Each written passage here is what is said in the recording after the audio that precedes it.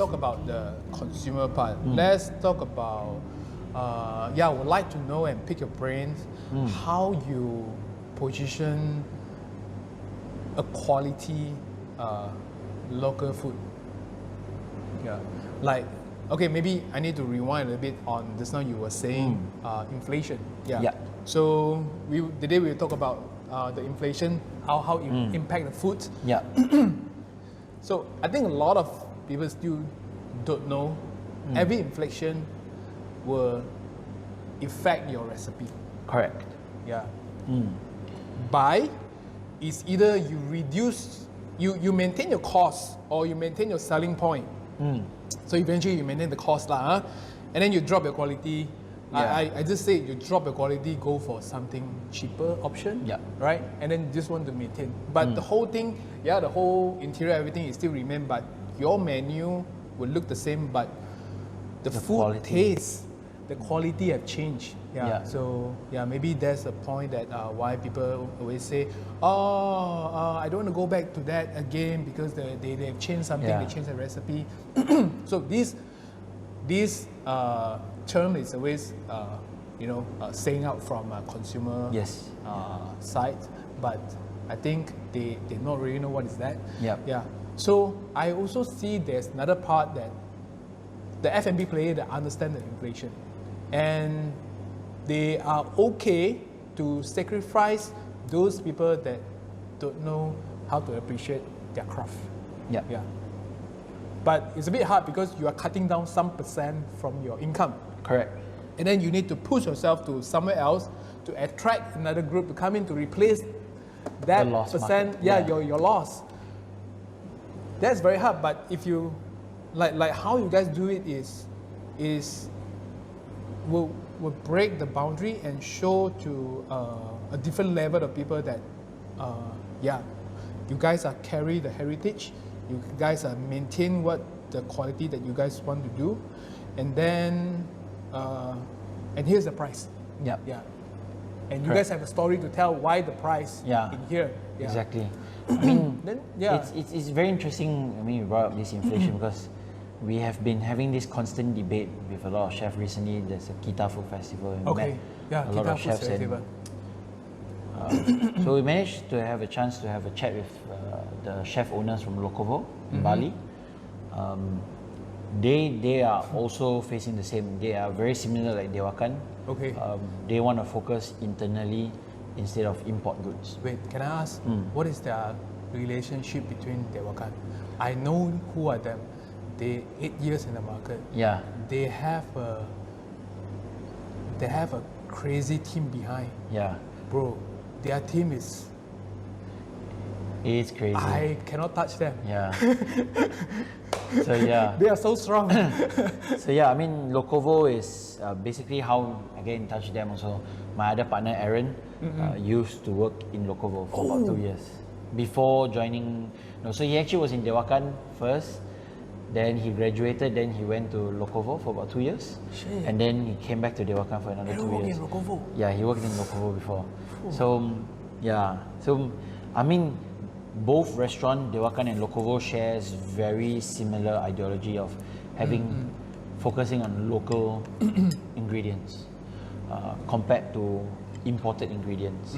So we had a chat with them during the Kita Food Festival. Last one was that, how do you justify paying the price for local goods and comparing to import goods? Because it's funny how import goods can be so much cheaper than local goods. So let's just talk about pork in general for us here.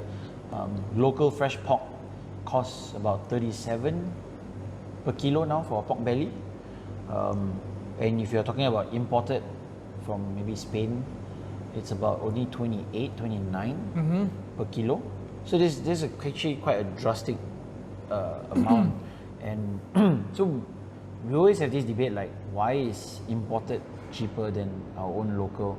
I'm not going to be very political here, but I choose to believe there's a lot related to how our government shape things, how they manage our local agriculture, and all the terms on how to protect the local agriculture and also the benefit of the market.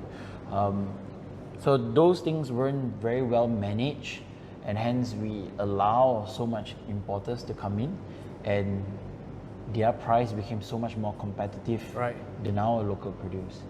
I don't deny even some of the pork we use now are imported, just because, I mean, the quality is on par, but like I said, you know, if it's on par, I would rather get fresh. But to have to pay that additional, like what, 7 to 8 ringgit per kilo difference, it's quite crazy. So yeah, I mean, how to justify that, and like, it's a lot about also consumer maturity, one, and also if we have enough restaurants who speak of the same, we can actually help our local produce to bring the price down and actually increase the volume. But the problem is we don't even have enough locals to support the locals, because like I said, the price is already such a drastic difference. Ultimately, F&B is still a business, so I don't deny. Everybody wants to find a way to bring down the cost and make the biggest margin. But at the same time, this is just a very small fraction of running the F&B business, which is the cost of ingredients. There are a lot of things involved, like your water bills, your utilities, and there are so many other things, hidden costs, like your cling film. Cling film is like, I think it's the most underrated. Cling film and like napkins or like kitchen towels are one of the most underrated things used in the restaurant. And pay for and we have to pay for it, and we never really put that into a cost of making our food, you know? Like, everything we store, okay, cling film, alright, the tissue for the vegetables top down, all the garlic, onion top down tissue, you know, or like sometimes to wipe the bowls, wipe this, you know, tissue, chop. 1 week, you know, it's like what, 3-4 packet of like kitchen towels. Like, what the hell, man? But yeah, like I said, there are so many other hidden costs that affects a simple bowl of noodle, and also staff wages. Also, I mean, I know how much it suffers to be in F&B in Malaysia. Let's not talk about other countries, because some countries pay very well for being in F&B. Some don't, just like us. So speaking for those who don't really have the privilege to get a very high pay, especially like us here in Malaysia, we know it's difficult to survive when you love this job so much. Hence, I have a lot of friends who ended up stop being a chef, stop being in the F&B. They are all into like e-marketing or doing sales. You know, it's sad to see some people very passionate and then just die off and not doing because of the pay. So at 50 Tails also, I mean, not just us, there's a lot of other restaurants, so we try to also want to pay our staff a better salary. But better salary requires higher sales and you know, selling more food to people.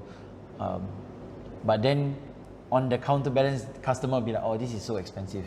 You know, like, why am I paying so much for this? It's just a bowl of noodles. But like I said, a bowl of noodles requires the raw materials, the cling film, the tissue, the containers, the water, electricity and stuff. I mean, just to make a bowl of noodles. And hence, I mean, plus inflation just made the whole thing a lot more difficult to keep things running, I would say. Inflation, not one of the best things. I mean, I really do hope some consumer watching this also would be able to understand that food don't magically just happen on the table. It requires a lot more things than just the raw ingredients. So inflation is one of the biggest killer for quality. And how, for you, quality, what is a good food quality? We don't talk about premium lah, we talk about quality. I mean, I'm a true believer of making a lot of things from scratch. That's because I want you to visit my restaurant to taste my food. And I don't expect you to go to another restaurant to find the same taste as my restaurant. And I mean, that's supposed to be the uniqueness of being in F&B. Of course, don't compare to the chain restaurant. Chain restaurants want you to have the same experience at every outlet. But on the other hand, for us who focus on the craft, we want you to have different experience. So when I talk about quality, it's a lot more about using good quality, not talking about premium ingredients, but knowing the source, where is it from, and also whether if it's genuine what you want to serve to people. That's why at 50 Tails we don't have MSG, we don't use MSG, we don't use kansoy for our noodles. Oh wow. No MSG. I would say 90% of our sauces in the restaurant are made in-house. Yeah, so we choose to believe there are many ways to work around the ingredients that you get. It's just how you present it to people. Yeah, because I mean obviously you can't compare let's say strawberry that's grown here and a strawberry grown in Japan. But like if we want to use local, how can we, you know, because local strawberries are equally as good per se, but of course it's just taste preference. It's a little bit more acidic, it's not so soft, it has a little bit more bite and crunch to it. But then I would say it's more important the person behind the stove or the bar, how they utilize the ingredient to reflect our terroir here and our food culture here, rather than I serve you the best strawberries from Japan, or I serve you the best wagyu from Japan, or I serve you the best, say, dry steak with American method or whatever, but rather how can we use our own local produce to present in our own local cuisine way to best reflect the quality of what we have here. Oh, you know what? Speaking of this, I met someone, okay, just not to review first, just someone Malaysian F&B guy. He told me about the same issue. Yeah. Like things are being branded. And then he has a thought, he wants to do writing and specifically talk about this. Yeah. Yeah. And change the mindset. Yeah. Which is very good. Yeah. Same. I mean, that's why my other partner Aaron and a few of us have this conversation before. A lot of people try to replicate the Nordic approach or like Nordic the Western approach or like that's because they have very good produce. They can just serve you the vegetable or the fruit at its most natural form of not changing it or cooking it, but like just serve you raw per se, maybe like strawberries. It's understandable because it's a very good strawberry, it's in their country, it's made in their country, and people appreciate that kind of thing. We can't use our local produce to compare to that quality to serve the same way, because obviously you can't serve a Cameroon strawberry versus a Japanese strawberry. Yeah. You're just going to be complaining that it's super sour. Why do you put this on the table? Right. But why don't we think on the reverse on like how to utilize the local ingredient to serve best to our local people. But that being said, also we must not, I mean not say we must not, but we can compromise, but not 100% to what the consumer wants, because we also need to educate them what is better. Yeah. And we can open up for the people that from there come to here. If they check out the climate the same, then why not they duplicate the same thing here, right? Correct. So speaking of that, a little bit shout out to Monan. I'm working for Monan. My name is Jason Soon, Southeast Asia Beverage Innovation Manager. Right. So one thing I respect this brand and the owner, Mr. Monan Olivier, he took a step by discover how to plant yuzu in back home. Correct. Yeah. And he did that. And now he owns a yuzu farm. Damn. Yeah. So this is Asian thing. Yeah. But you know. Some grown in France. Damn. But when then in Malaysia we have a Japanese family. They came down here to plant strawberry in Cameron Highland, I think. Yeah. So I think this kind of thing that we can do the collaboration first. Correct. And then after a few years, and then we will see how we can improve for them from there. You know. Correct. Yeah. I mean, I choose to agree with this whole thing because again, not to be very political, or I don't want to touch that, but government has a lot to play with this. How they educate our agriculture, educate our farmers on how to produce better ingredients. And it's really not done at that level, because when you visit a lot of farms, it's still very rundown. There's no really proper system. There's no proper farm management. It's a lot of chemical fertilizers. They don't really emphasize on how to rejuvenate the land, but instead of pumping more fertilizers. I choose to believe a lot of people are not very well educated about that, and just deem to sell at a higher volume at a cheaper price so that more people can buy bigger production. And that just killed a lot of how our local produce can be. Shout out to Little Farm on the Hill. Although I cannot afford to buy a lot of vegetables or anything from them yet, but I've been privileged to visit their farm a couple of times. Are you going to cook there? No, we're not going to cook there. I mean, we sometimes do staff hangout there. So thanks to So they Pete and cook Lisa. for you? So They cook for you? we cook for them. We go out there and cook for them. So, but yeah, shout out to them, because I really respect how they choose to believe on how to monitor the farm, how to rejuvenate the land, to have sufficient nutrients for the next batch of crops, how they actually schedule the crops at different plot at different times so that they can manage the produce. And I choose to believe if more farmers are aware of how it's being done, I choose to believe Malaysian produce can be very good. Because if you ask me, all it does is just effort, a little bit more time, you get very good result. Why not, right? Thailand can do it, why not us, right? Correct. It's not really about planting the best varietal. Same goes to why my coffee competition last time I talked about a lot about Farm Direct, and it's sometimes not just about the varietal. You can have the best species or the best varietal. If it's not done properly, you won't get the same result. It's like saying you want a Wagyu and then you go and buy a Wagyu cattle and then you let it breed in Malaysia and then you just feed it with local grains and like not proper tender care with a nice farm for it to move around and stuff like that. You may not get the same Wagyu beef per se, you know.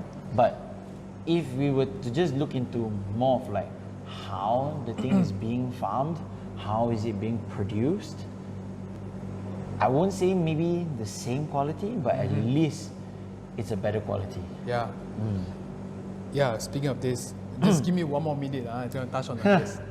So a lot of investor or businessman or in agriculture or something like that, or the new one want to step into that industry, and they see some pain point that happened in Malaysia, but they always think that if I develop this in Malaysia, we don't have enough demand. Guys, not to forget, you do it in Malaysia, you market it into Singapore. They need I'm working around Southeast Asia. I know, like, you know, this country lack of something, this country have something benefit, and that's why how ASEAN form, because they are complement each other, they are protecting each other. You just have to look in this way. So if you do it in Malaysia and then you supply to Singapore, why not? You can do that. And then from there also, I mean, local would also learn to appreciate better produce, and when we can price it a lot more affordable for a lot of people, when there are more people doing the same thing, let's not say in a competition level of fighting for business first, but to shape a better food scene, I would say it requires a large group and amount of people to make it sustainable. Same goes to how the coffee scene first started. Everybody was trying to go into the coffee business, and then like people know jack shit, sorry, I shouldn't say shit. But then, maybe people don't know anything about coffee at that time, and like people just ordering latte and still stirring, mixing it with sugars and stuff like that. And now, like finally more cafes are being open and more people are being educated about it, people actually know how to appreciate. Yeah. So we shouldn't look at competing first, but more of like try to shape it into a better food culture. Then from there, I mean, if the market is big enough to compete, then okay, I'm not going to stop you lah. But I mean, ultimately, everybody just want to have a piece of the cake. Yeah. And to have the piece of cake, we need everybody to work towards that same direction. And make it louder. Yes. Yeah. The louder you make it, the bigger cake you get it. Yeah. Correct. Then the share is also bigger, you know. When you're going to discuss about that. Exactly, you know. When there's a bigger cake, everybody gets a bigger share. Yeah. Exactly. And you know, I learned this from where? Hip hop. You know what they're doing, right? Yeah, correct. I mean, it's true. It has to be a culture. It has to grow, and as it grows, it gets bigger. So everybody gets a bigger share as well. Yeah. So I consider you as success. Right. But I know you still have a long way that you want to go. Yeah. You have a big dream. You have a high aim. I know you. But in overall, in a lot of people, you have made something that success. Right? You make something out from nothing. Yeah. And speaking back to your background, you are from college. You study in a culinary hospitality school. Yeah. Do you have any advice for the student right now that they are in either culinary school or they are in barista training center or they are in hospitality school? Okay. Yeah. Well, one very important advice, and I take it very personally from my mom in particular. There are few people I will list down that really inspire me on how I shape myself. So I'm not a book smart person. I don't do well with books or to say study unless I'm interested in that stuff.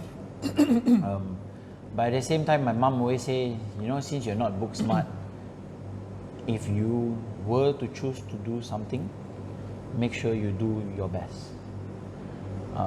That being said, try as many possibilities to achieve what you want to achieve. And if you have tried all the possibilities and still not able to achieve it, at least you can say you've done your best. But at the same time, I don't choose to believe success is the only thing we can learn. Failures are also a thought process on how to be successful. So the problem with a lot of young people is that the moment they fail once, they choose to believe it's like the end of the world. They choose to do something different, they change, they don't want to do that anymore. But failures are what actually help you to grow, and they are important learning curves in order for you to achieve the final result. So because when you get there, you know what not to do anymore in the future, which is your failures. And a lot of problem with young people is that failures deemed to be how to say, it's bad, it's negative, I shouldn't fail, you know. But that is also because social media shape it that way, that success is such easily attainable, and which I think is a wrong concept. You know, not even about failure. So even say going to a workplace, I choose to believe there's no company that has the best work ethics or the work culture. Every place would have something that is not good. But you have to face it. You just have to face it, and it's important you know that, because if you choose to leave the company, you don't do that in the new workplace. You know, but a lot of people choose to just say, oh, it's very toxic. You know, it's very toxic. This is very bad, very bad. But then also on the other hand, why didn't you contribute to a change in that workplace as well? Which I think it's also sometimes, not to say intentional by some people. I mean, some of the work ethics, you know, some people does things unintentionally and nobody knows unless you voice it out. So a lot of young people don't like to communicate. They just hide it under the carpet, and then one time, boom, and then they just leave. And then they don't know how to handle the difficult conversation. Correct. I mean, if you're not happy about something, I think it's very important to also voice it out, so that other people are aware of the problem and see if everybody can change and shape it into a better workspace. That's why, I mean, my advice to a lot of young people is just that it's important to know how to communicate and try as many possibilities to achieve success. If not, learn the failures and learn not to do those things in the future. I can see why this thing happened, because they don't have backup. Yeah. Then they don't see the map. If they take this, they choose this decision, this way to speak up. And then after they speak up, maybe the opponent might be stronger than them, and then they will get killed or something like that, or they will back press again. So that's why they don't dare to go. Right? If they face this problem, can they look for you? No, but I always say it's also important, if you don't put it out there, you never know the outcome. This is right. Never try, never know. But so, there's a lot of imagination happening in their mind, you know. So they say if you never try, then whatever result you think is just a thought. It's not accurate.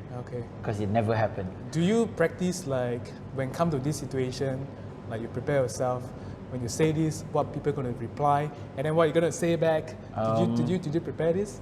Certain things, yes. Oh, nice. But that's why I'm just going to bring in another person into this topic. How I mean, it shaped me today, which is my ex-boss from Global Coffee Resources, Mr. Jason.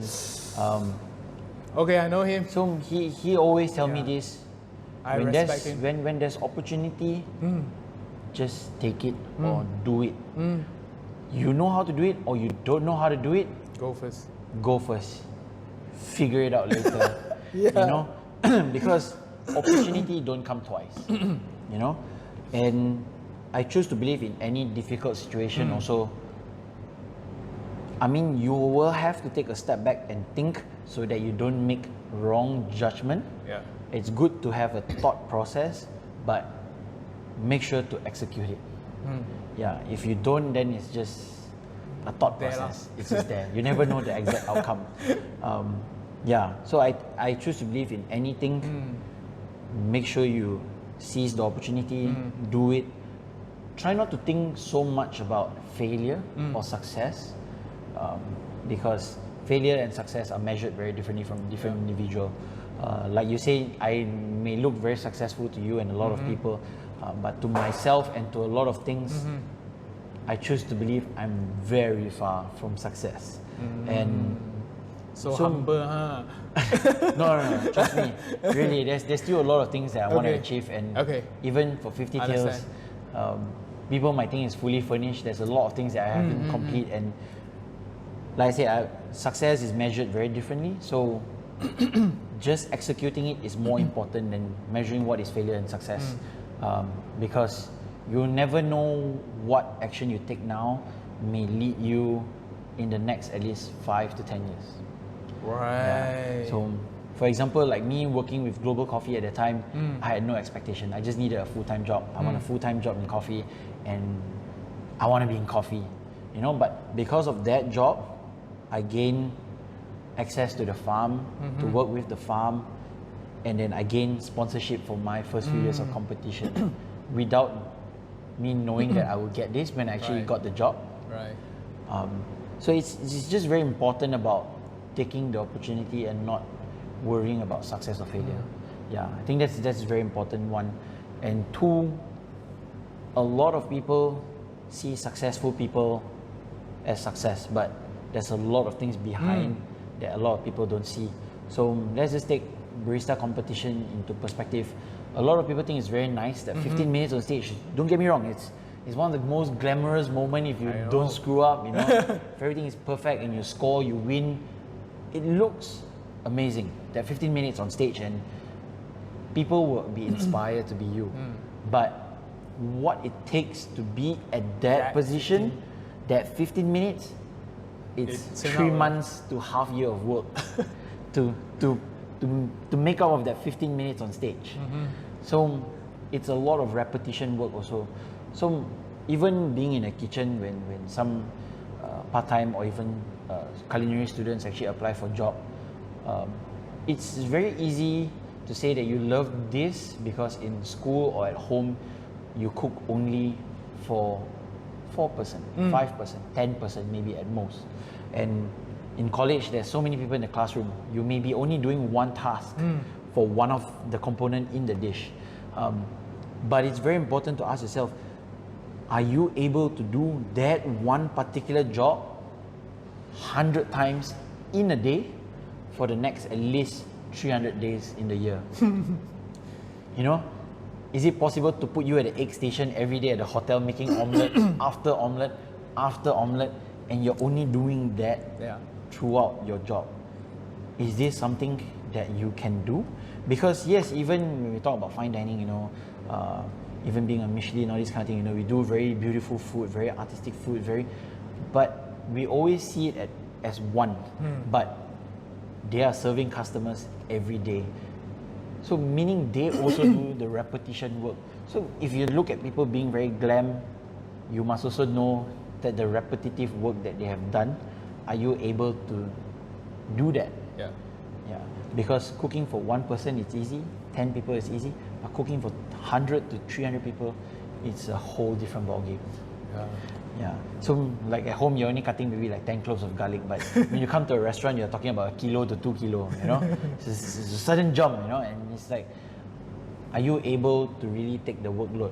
So that's why, I mean, to young talent or young chefs, bartender, barista, or whatever you guys want to do in the F&B, it's very important to know that it's still a job, although you are very passionate about it, but it's still a job, and it's a service. It's a service industry, so it's sometimes your craft may not be the number one priority. It's still a service and it's a job, and it's also a business and it's other people's livelihood. So there are many factors that I choose to believe that not just one person's decision, it's a lot of people's decision and a lot of people's thought process to come up to one. And F&B is a lot about teamwork. So yeah, teamwork is very important. I choose to believe that also. And I believe F&B is something that can make you success. It's a good, and also it's a huge industry. It's huge. It is. It's huge. Yeah. From different spectrum you talk about that. F&B. So, and another thing is, if you are not doing so great for now, you have to improve. Okay, correct. you improve. You're still very young. You have a lot of time to improve. Maybe you set a target every 2 months you have to improve something, or every 1 month you have to improve something, and then also the time frame. Correct. The longer that you stay in this industry, because you keep proving yourself, and all this accumulate is like your testimonial, your portfolio. Correct. One day you combine everything and then put in one new idea, then they'll be correct. And also one thing, a lot of young people must know this. This one I have to stress upon, because even for my staff, everybody's success time is different. Well, everybody's age of success is different. Some people may success at the age of 21, right after high school, or some people might even be success in their late 40s, 50s. Talking about KFC, he was successful about 50, 60. 50 plus. So even at that age, he's still fighting for something and only be successful at that age. So I would say a lot of things, because of social media, is everybody feels like it's an overnight success, but everybody's success time is different. So we cannot always just compare to people among your age group or younger than you or whoever. It's good that you look up to them, but don't compare, and try to be inspired by them and to do better, rather than, oh, why am I at this age, why am I still not successful, why I still don't have my own car, or why can't I afford this. But I said, everybody's success time is different. So yeah, it's important to know that. Read more book. Yeah, read more as well. I mean, one thing if any of you young people say you're passionate about it, prove to the people around you that you're really passionate about it, because I have people who tell me they're very passionate about that when they work for me, but then during their free time, they choose to, not to say playing game is wrong, you know, or like when they have free time or when they have opportunity to ask or to try something, they choose not to. But you tell me you're passionate, because I will reflect myself, because I'm very passionate. Every opportunity I have, I ask. And every opportunity I have, I'll make sure I watch a video or read a book or read something that is related to my job that I choose, and analyze why people are doing it different and why am I not doing the same, and like what else can I do to be better. And yeah, I choose to believe when someone says they're passionate, these are the traits that I want to see, you know, like you really want to fight for a cause, or like you want to do something that's really great, and you will spend every minute or every time that you have to focus on the craft. Hey, can you throw one book here? Huh? What was the title? At least they can go and grab A book. e-book. I mean, yeah, the title. There's a few. Most of the books I read are recipe books. I do listen to a lot of podcasts and a lot of videos. If you were to ask me for coffee, just watch James Hoffman on YouTube. YouTube. Yeah, that guy is brilliant. Wow. He got domain. He got a title for that already. Yeah, James Hoffman is crazy. Yeah, crazy. James Hoffman, and then for food, I do a lot of David Chang's podcasts. David Chang. Yeah, Wow. on Spotify you can get it for free. So yeah. And then I do what do you call that? Watch Eater on YouTube. Okay. And then Chef's Table is good, but it paints a very beautiful picture of being a chef. So To learn how to describe a food, yeah, Chef Table is good. I think Chef's Table is good to just be inspired, but like I said, success is not overnight. You have to know the backstory about the real craft. But yes, Chef's Table is good to watch. And then for mixology, I don't really have a book or a podcast or a video that I watched. Just drink more, hang out with more bartenders. Yeah, and I would say be humble and be more open-minded to accept ideas. Yeah. Right. So yeah, I choose to believe a lot of things, not necessarily the books 100% right, but they are very good information. So take those information, meet some people in the industry, have conversation, and then understand the differences, why people don't do certain things and why people do certain things, and evaluate yourself and see what is useful for you. Yeah. And also, Malaysia, we also have a good platform, Set the Table. Yeah. So you can go to Set the Table IG or her website. And what other platform? Food for Thought. Food for Thoughts. IG. Yeah. I think one what do you call that? Social media thing to gain recipes. And I think it's very interesting. It's called Gronda. I think it's called Gronda. I follow that, and sometimes I buy some of the recipes or whatever. That is also a very good platform to, if you want to know and get new ideas and inspiration on how to make certain things. But yeah, if you ask me, mostly it's just read more, talk more, meet more people, be more open-minded, and yeah. Yeah, right. All right, cool. So yeah, I think we come to the end. We have a very good section. So how long will it be? Like an hour plus? But I think I don't look at it as long podcast or long content. Yeah. For us, I understand that, you know, when it comes to F&B operation, there's always a prep time, mise en place time. So during this time, you listen to a lot of music. Why not you turn up to our podcast and listen what we are sharing here, right? I'm sure today Aaron has shared a lot of insight, and also a lot of things that you can thought of it, can consider of it, can think of it. Maybe you can take it as inspiration or idea to improve yourself, to be better. And why not you challenge yourself to be better than him? Yes. Why not? Like I keep telling my people around, like, don't look at me in somewhere, like, you know, you have to challenge yourself. One day you can be better than me. I told my staff, I'm happy if you can do better than me. This is something that we need, right? There's no, it's different generation now. It's different generation now. So we need more. I personally, I embrace young talent. Because like you, what you're doing, what you're doing, he inspired me. Like, keep continue, improve and change and come up with something new. Yeah. All right. So, thanks everyone. Thanks, Aaron. Yep, thank you. Right, thanks for your time. Thank you everyone for watching. So, Too What an excited. Right. So, if you have any question or if you found that anything that we are talking in this podcast,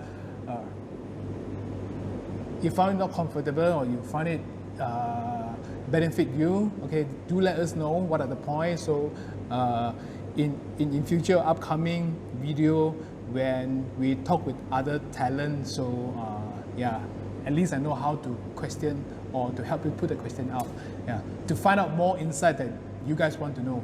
And again, so share with the people, your friends or your staff, or you choose a day in your operation, cut off your briefing, just listen to our podcast. Are we going to do the YouTube thing? Click notification, subscribe and share. Yeah. All right, thank you. See you guys. Bye.